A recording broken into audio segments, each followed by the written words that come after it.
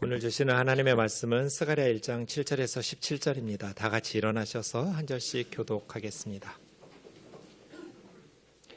다리오 왕 제2년 11째 달 곧 스바돌 24일에 이또의 손자 베레가의 아들 선지자 스가랴에게 여호와의 말씀이 임하니라.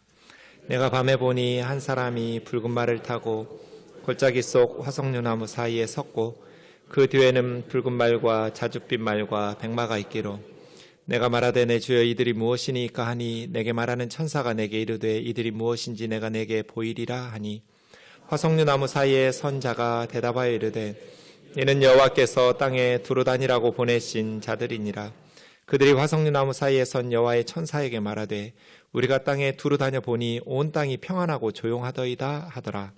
여호와의 천사가 대답하여 이르되 만군의 여호와여 여호와께서 언제까지 예루살렘과 유다 성읍들을 불쌍히 여기지 아니하시려 하나이까. 이를 노하신 지 70년이 되었나이다 하매 여호와께서 내게 말하는 천사에게 선한 말씀 위로하는 말씀으로 대답하시더라. 내게 말하는 천사가 내게 이르되 너는 외쳐 이르기를 만군의 여호와의 말씀에 내가 예루살렘을 위하여 시온을 위하며 크게 질투하며 아니란 여러 나라들 때문에 심히 진노하나니 나는 조금 노하였거늘 그들은 힘을 내어 고난을 더하였음이라. 그러므로 여호와가 이처럼 말하노라. 내가 불쌍히 여김으로 내 집이 그 가운데 건축되리니 같이요. 그가 다시 외쳐 이르기를 만군의 여호와의 말씀에 나의 성읍들이 넘치도록 다시 풍부할 것이라. 여호와가 다시 시온을 위로하며 다시 예루살렘을 택하리라 하라 하니라. 아멘. 자리에 앉으셔서 기도하겠습니다.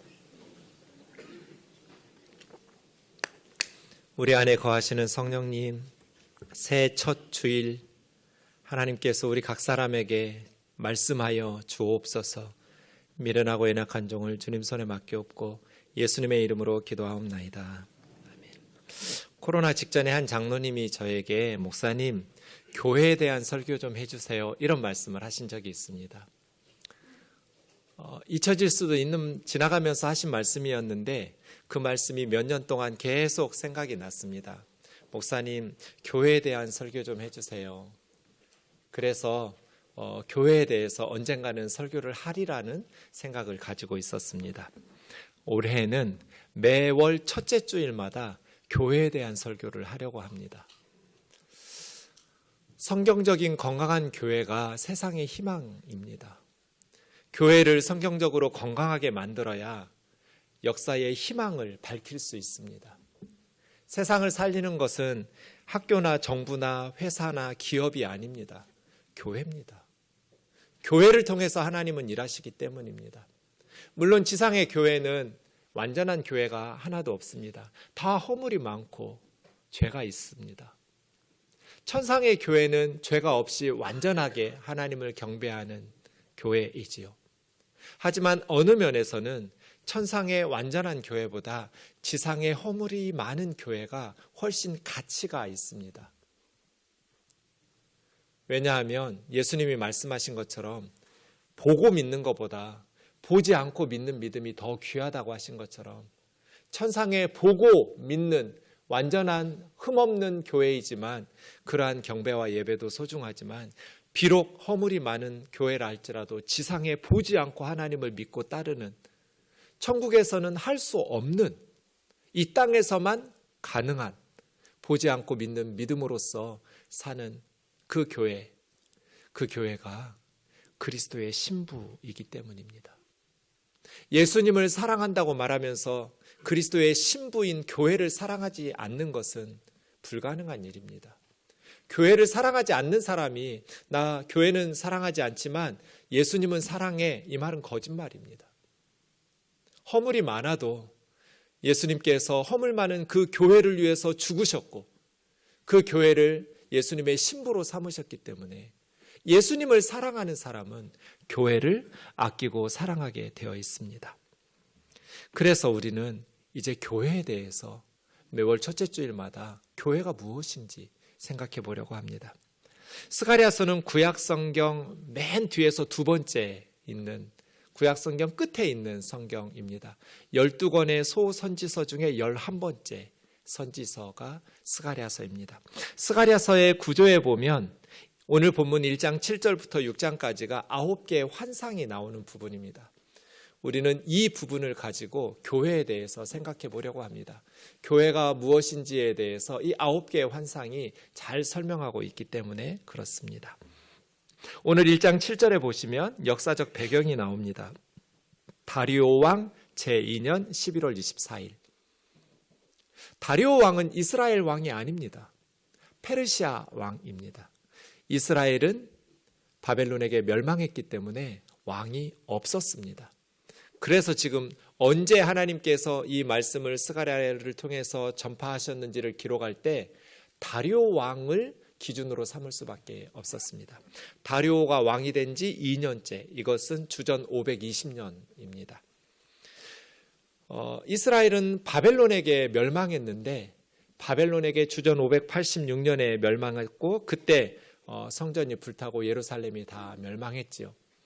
그 바벨론이 고레스에 의해서 페르시아 제국을 건설하는 고레스에 의해서 멸망합니다.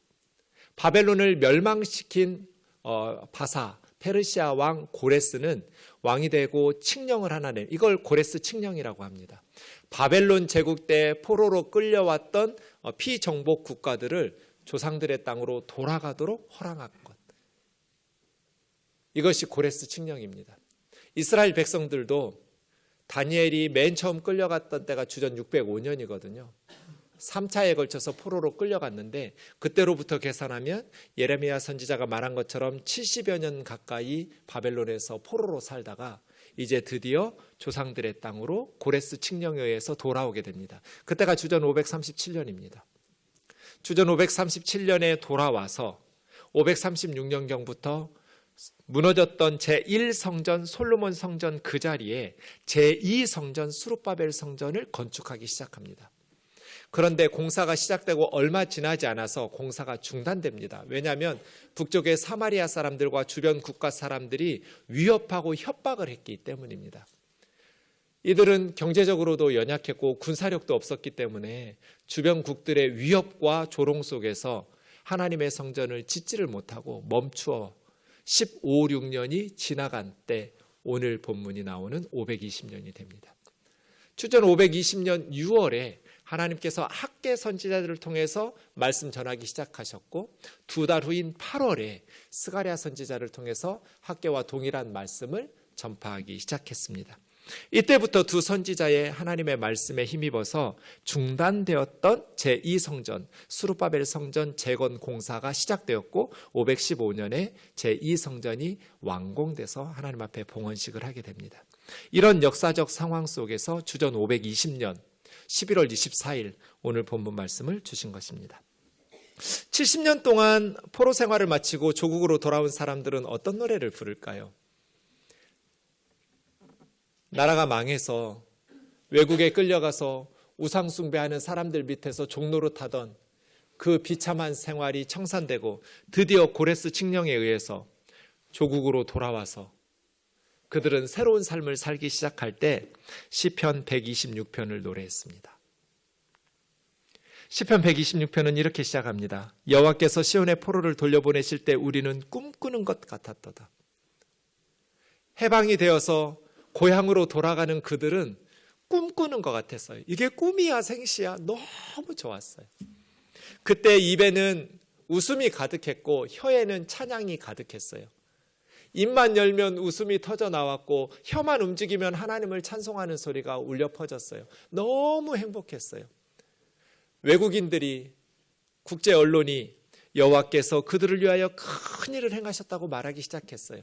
그 외국 사람들의 말을 받아서 이스라엘 국내 언론에서도 여호와께서 우리를 위하여 큰 일을 행하셨다고 말하면서 우리는 기쁘도다. 꿈꾸는 것 같았어요. 입에 웃음이 가득, 혀에 찬양이 가득했어요. 드디어 포로지에서 조상들의 땅으로 돌아오는 그들은 부푼 꿈을 안고 돌아왔어요. 그런데 돌아와서 예루살렘에 보니 폐허였어요. 망한 나라, 폐허가 된 예루살렘을 보면서 그들의 현실은 너무나 막막했어요. 그래서 이렇게 기도하기 시작했어요. 여호와여, 우리의 포로를 남방 시내들 같이 돌려보내소서. 남방은 네게브라고 하는데 이스라엘 남쪽 지역이에요. 거기 사막 지역이에요. 비가 많이 오지 않는 건조한 땅이에요. 거기에 가끔씩 1년에 2차례 정도 폭우가 쏟아지면 시내가 생겨요.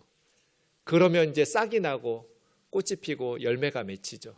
평소에는 사막 지역인 네게브 남방 지역에 비가 쏟아지고 단비가 내리면 생명이 움트기 시작해요. 그들의 포로 상황, 그들의 현실은 남방 네게브 사막 같았어요. 아무 생기가 없는. 그래서 하나님 앞에 부푼 꿈을 안고 꿈꾸는 것처럼 4개월 걸리는 그 거리를 정말 날아서 오듯이 행복하게 조상들의 땅으로 찾아왔는데 현실은 너무나 막막해서 하나님 앞에 그들은 울면서 기도했어요. 우리의 포로를, 이 포로된 상황을 이라고 말해도 좋고 직역해서 NASB는 윗줄처럼 captivity라고 했어요. 근데 NIV 성경은 our fortune, 우리의 운명을 회복시키소서 이렇게 의역했어요. 우리들의 이 비참한 상황을 회복시켜달라고. 남방 시내들처럼 우리를 회복시켜 주세요. 눈물을 흘리며 씨를 뿌리는 자는 기쁨으로 거두리로다. 울며 씨를 뿌리러 나가는 자는 반드시 기쁨으로 그 곡식단을 가지고 돌아오리로다. 우리가 5절, 6절은 세상 사람들도 많이 아는 표현이죠. 이게 바벨론 포로지에서 돌아올 때 이스라엘 사람들이 불렀던 노래예요. 현실이 너무나 막막하니까 희망을 안고 돌아왔지만 그들을 기다리고 있는 것은 주변국들의 위협과 가난과 여러 가지 궁핍 속에서, 역경 속에서 하루하루가 너무나 힘겨웠어요. 하나님, 우리의 운명을, 우리의 가정과 우리의 나라를 남방 시냇물처럼 척박한 우리의 삶의 환경을 변화시켜 주세요. 우리 좀 회복시켜 주세요. 눈물을 흘리며 씨를 뿌리는 자 기쁨으로 거둘 것이다. 울면서 씨를 뿌리러 나가면 반드시 기쁨으로 곡식단을 가지고 돌아올 것이다. 이 시편 126편이 70년 포로 생활을 마치고 조국으로 돌아온 사람들이 불렀던 노래예요. 이런 상황에서 하나님께서 학개와 스가랴를 보내신 거예요. 학개서 1장 보시면 다리오 왕 2년 주전 520년 6월 달에 선지자 학개를 통해서 말씀하시는데 그때 백성들이 여호와의 성전 건축할 시기가 아직 아니다라고 말하기 시작했어요. 돌아와서 성전 공사부터 시작했는데 15년, 16년 가까이 공사를 못하고 중단하고 있었어요. 그러면서 그들은 성전을 짓지 않을 거야 라고 말하진 않았어요. 아직 때가 아니야 이렇게 미루고 있었어요. 우리가 좀 더 돈을 벌고 우리가 좀 더 군사력을 기르고 우리나라가 좀 더 각 가정이 살 길을 도모한 후에 그때 건축하자. 아직은 성전을 건축할 시기가 아니다. 이렇게 15년, 16년 넘어가고 있었어요. 그때 학개 선지자가 말씀하시는 거예요. 성전이 이렇게 황폐했는데 너희 집들은 판벽한 집이라는 것은 모든 것이 잘 갖추어진 좋은 집이에요. 하나님의 집은 이렇게 폐허인 상태로 15, 16년이 지나가고 있는데 너희들 집만 그렇게 잘 지어놓고 살아서 되겠냐? 너희의 행위가 옳으냐? 너희 행위를 살필지니라. 그래서 너희가 많이 뿌릴지라도 수확이 적고 먹어도 배부르지 않고 마셔도 흡족하지 못하고 입어도 따뜻하지 못하고 열심히 새벽부터 나가서 일꾼이 싹스를 받아서 지갑에 넣어도 구멍 뚫린 전대, 구멍 뚫린 지갑에다가 돈을 집어넣는 것 같아서 쌓이지가 않고 다 새 나가버리지 않았냐. 병원비로 나가고 교육비로 나가고 사고 나서 나가고 뜯기고 배신당하고 사기당하고 너희가 많이 씨앗을 뿌렸으면 수확을 많이 해야 되는데 그렇게 많이 뿌리고 새벽부터 열심히 일했지만 수확은 적고 먹어도 배부르지 못하고 마셔도 해갈이 안 되고 입어도 따뜻하지 못하고 마치 구멍 뚫어진 전대에 돈을 넣는 것 같이 아무것도 남지 않은 것이 되었다고. 너의 행위를 살펴보라고. 하나님의 성전은 이렇게 황폐하고 무너져 있는데 각기 자기 집의 일에만 바빠가지고 열심히 자녀 교육하고 열심히 회사 다니면서 돈 벌고 열심히 정치, 경제, 국방, 외교 열심을 부렸지만 구멍 뚫어진 전대에다가 넣는 것과 같이 열매 없는 삶을 살지 않았느냐. 먼저 영적인 것 예배를 회복하고 먼저 하나님 앞에 영적인 것들부터 만들어 놓고 교육을 하든지 정치를 하든지 경제를 하든지 외교를 하든지 국방을 하든지 해야 되는데 영적인 일은 아직 때가 아니야. 나중에 예배하는 것, 기도하는 것, 하나님 앞에 나아가는 것은 다 뒤로 밀어놓고 세상의 것들을 열심히 새벽부터 했지만 구멍 뚫어진 전대에다가 집어넣는 것처럼 열매 없는 인생 아니었냐? 너희는 산에 올라가서 나무를 가져다가 성전을 건축하라. 이것이 학개서를 통해서 주신 말씀이에요. 솔로몬 제1성전은 레바논의 백향목을 사다가 지었어요. 이스라엘에는 백향목이 없어요. 그렇게 수십 미터씩 자라나는 반듯한 목재가 없어요. 향기 나는 백향목은 없지만 산에 올라가서 삐뚤빼뚤 작은 잡목성전 가져다가 지으라는 거예요. 하나님의 집을 이런 나무로 지어도 되나? 솔로몬 성전을 레바논의 백향목으로 지었는데 이렇게 삐뚤빼뚤 작은 잡목성전으로 하나님의 성전을 지어도 괜찮을까? 지으라는 거예요. 그것으로 내가 기뻐하고 영광을 얻을 것이다. 외국의 신전들은 화려하고 웅장한 큰 건물들을 지어놓지만 천지를 지으신 참 하나님이신 여호와의 성전은 잡목성전으로 초라하고 작은 형편없이 볼품없는 성전이라 할지라도 너희는 산에 올라가서 나무들을 가져다가 성전을 건축하라. 그러면 내가 기뻐하고 영광을 받을 것이다. 그래서 이스라엘 백성들이 성전 재건을 시작합니다.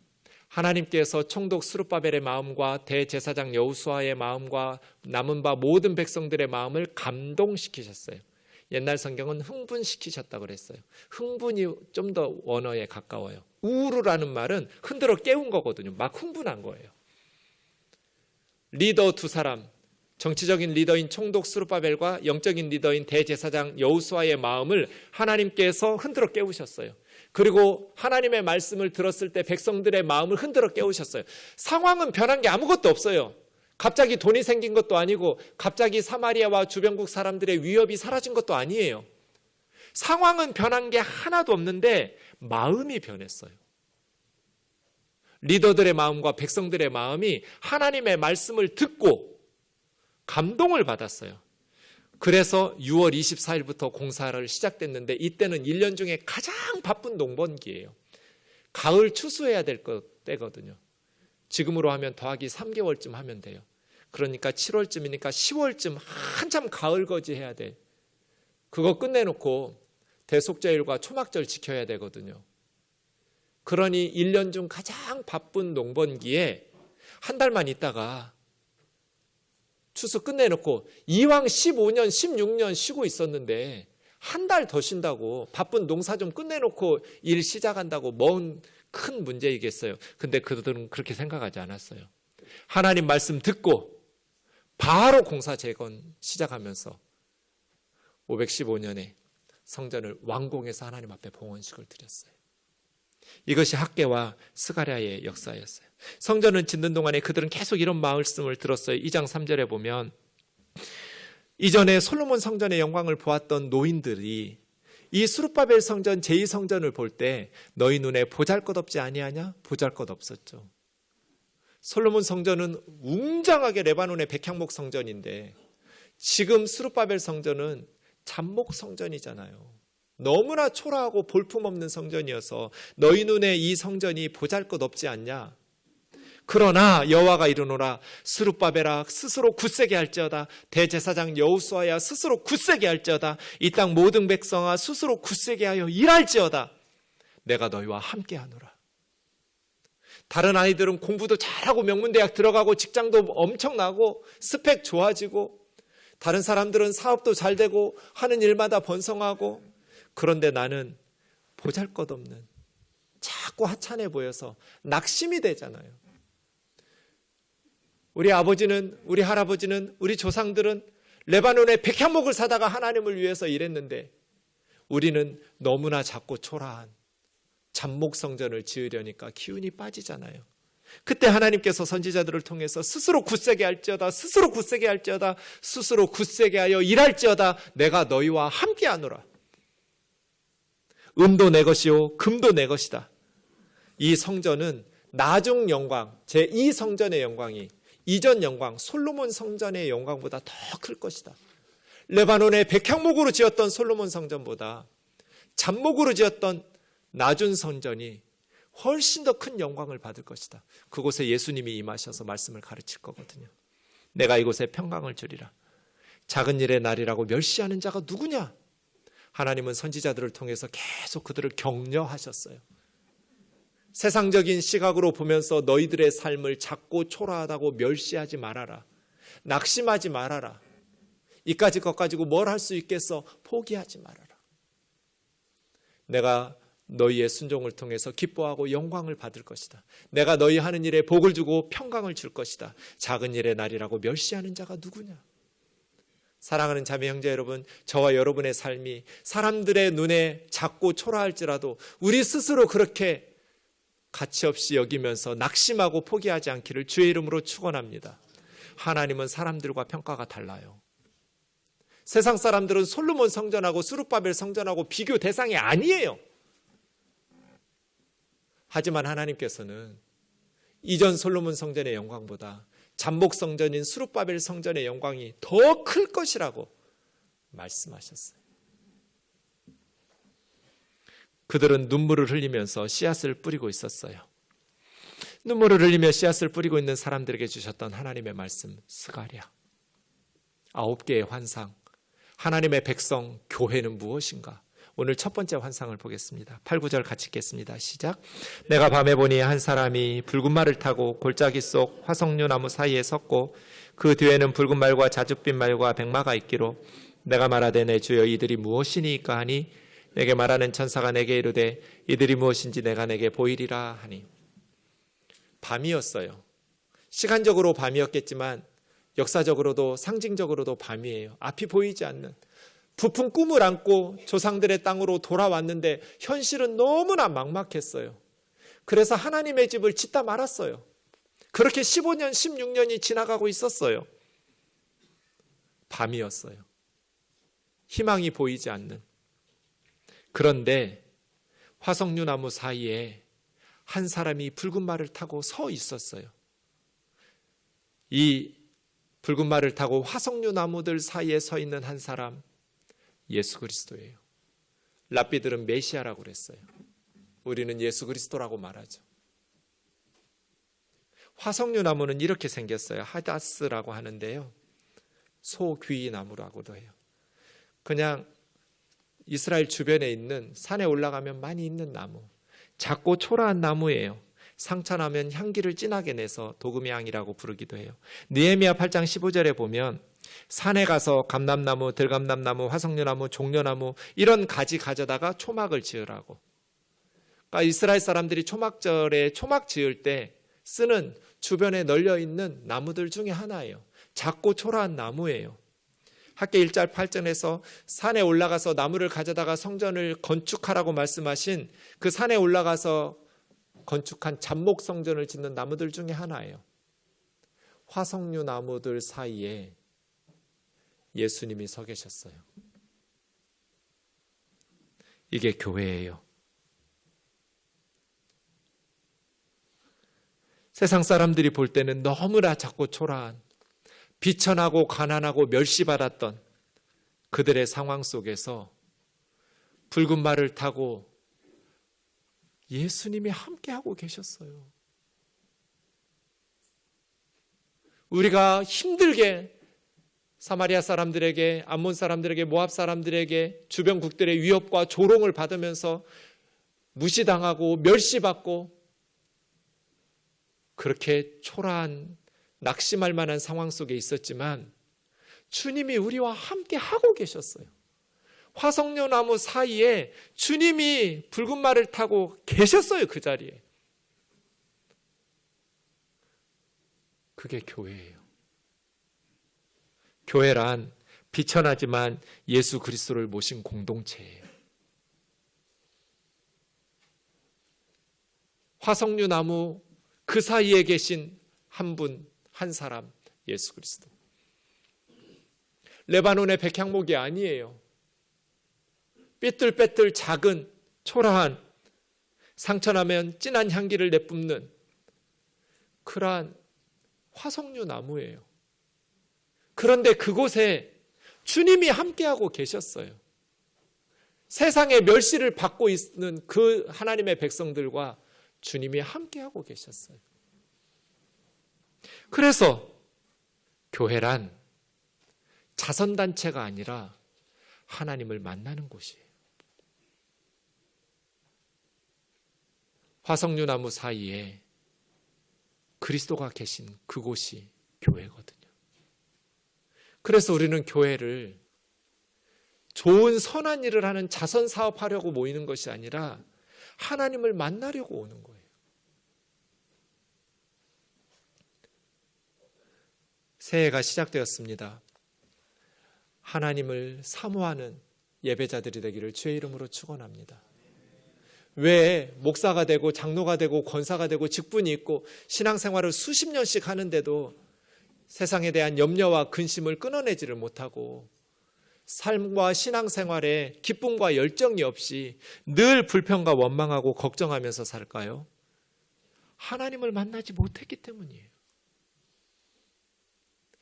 교회에 나와서 하나님을 만나지 못하니까 사람들에게 실망하고 상처받고 교회에 대해서 비판하고 부정적인 시각만 가지고 가는 거예요. 허물이 많지만 교회는 화석류 나무 사이에 붉은 말을 타고 예수님이 함께 서 계신 곳이었거든요. 그 예수님을 만나야 내가 과거에 받았던 상처와 아픔들이 다 치유되고 씻겨지거든요. 사람들로부터 받는 실망과 세상으로부터 받는 모든 위협과 협박들을 이겨낼 힘을 얻거든요. 살아계신 하나님을 경험하고 살아계신 하나님의 임재를 경험하고 살아계신 하나님 안에서 찬양하고 그의 말씀을 듣고 그분 앞에 기도하면서 하나님과 영적인 교제와 하나님의 임재를 누려야 세상을 이겨낼 힘을 얻고 사마리아 사람들과 주변국 사람들의 위협과 협박에도 굴하지 않고 믿음으로 당당하게 맞서 싸워서 주와 함께 승리하면서 살아갈 수 있는데 하나님을 만나지 못하고 사람들만 보니까 실망하고 상처받고 염려하고 근심하고 걱정하면서 살게 되는 거예요. 교회는 하나님을 만나는 곳이에요. 주님이 계신 곳이에요. 주님은 화석류 나무 사이에서 뭐하고 계실까요? 10절에 보면 여호와께서 땅에 두루 다니라고 보내신 하나님 심부름 하는 천사들, 붉은 말을 타고 계신 주님 뒤에 붉은 말과 자줏빛 말과 흰 말, 백말을 타고 있는 천사들이 있었거든요. 그 사람들은 하나님께서 땅에 두루 다니라고 보내신 심부름하는 천사들이었어요. 그들이 돌아와서 화석류 나무의 사이에 선 여호와의 천사, 8절에서는 한 사람이라고 그랬는데 11절에는 천사라고 했어요. 환상 가운데서 사람처럼 보이기도 하고 천사처럼 보이기도 한 예수님의 모습이에요.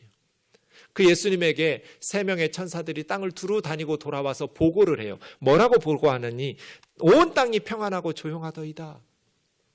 지금 하나님의 백성들은, 이스라엘 백성들은 너무나 고통 속에서 성전도 짓지 못하고 15년 16년을 지나고 너무나 괴로운 하루하루를 살아가고 있는데 열심히 노력하고 씨앗을 뿌려도 구멍 뚫린 전대에다가 돈을 집어넣는 것처럼 너무나 현실은 척박하고 막막하고 괴로운 인생을 살아가고 있는데 이스라엘 백성들을 정복했던 주변의 강대국들은 평안하고 조용했어요.